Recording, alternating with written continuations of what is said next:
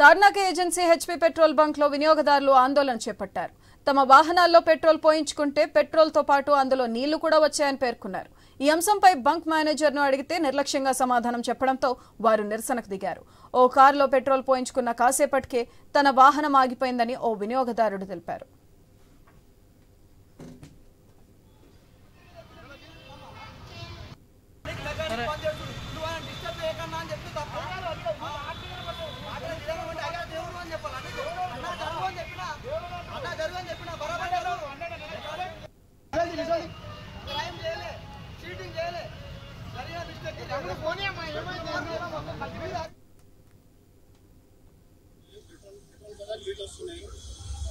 నారాపల్లి చూసుకుంటే అక్కడ ప్రాబ్లం వచ్చింది. మాకు ఇమీడియట్లీ అప్డేట్ చేసినాం 1:30కి మార్నింగ్ లో.